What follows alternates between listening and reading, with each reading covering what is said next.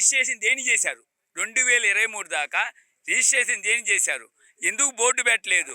Current bill దేనికి కట్టించుకున్నారు? Revenue దేనికి కట్టించుకున్నారు? దేనికి పర్మిషన్ ఇచ్చారు? మరి జడ్జీలు ఏం చేస్తున్నారు? మరి జడ్జీలు వాళ్ళు ప్రశ్నించొద్దా? మరి దేనికి ఇచ్చారు పర్మిషన్లు కొట్టమని? ముందు వాళ్ళు పిలవాలి కదా. మరి ఏది మన రిజిస్ట్రార్ని పిలవాలి కదా, కరెంటు వాళ్ళు పిలవాలి కదా, బోర్డులు పెట్టారు కదా. ఇవన్నీ చర్చించకుండా ఎలా ఇస్తావు పర్మిషన్ కొట్టమని? ఏ రకంగా ఇస్తారు మీరు? అంటే మీరు అధికారులు మీకు చెల్లుద్దని ఇస్తారా? అది ఎంతవరకు ధర్మం చెప్పండి. ఇంకోటి మన ఎమ్మెల్యే గారు కూర్చుంటే ఆయనే మనకు రాజు ఇక్కడ ఈ ఏరియాకి. ఆయన కూర్చుంటే ఎవరు రారు, దమ్మున మగోడు రాడు. మరి మన ఎమ్మెల్యే గారు చూడలేదు, మన ఎంపీ గారు చూడలేదు.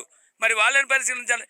నీ వల్ల కాదని ఎమ్మెల్యే మన ముఖ్యమంత్రి గారికి మన లోకేష్ బాబు గారు పవన్ కళ్యాణ్కి ఇలా జరుగుతుంది, ఏరియాలో ఇంత మోసం జరుగుతుంది, ఈ దగా సొసైటీ అని చెప్తే వాళ్ళు చూస్తారుగా, వాళ్ళు మన ఎంక్వైరీ చేపిస్తారుగా కమిటీస్గా.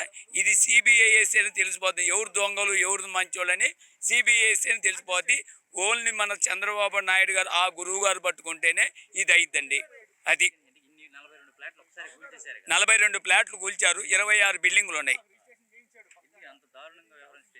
2023 దాకా రిజిస్ట్రేషన్ చేశారండి. దేనికి చేసింది మరి గవర్నమెంట్? మళ్ళీ మన జడ్జి గారు ప్రశ్నించొద్దా? వాళ్ళని ప్రశ్నించొద్దా? వాళ్ళు రాయొద్దు దానిలో తప్పంతా. జడ్జిలు గారు ఎలా రాశారు? జడ్జి గారు ఏ జడ్జి? కింద జడ్జి పై జడ్జి అయినా నువ్వు ఎప్పుడూ సంగతి ఏంటి? ఎప్పుడు 2000 గెలవడం ఏంటి?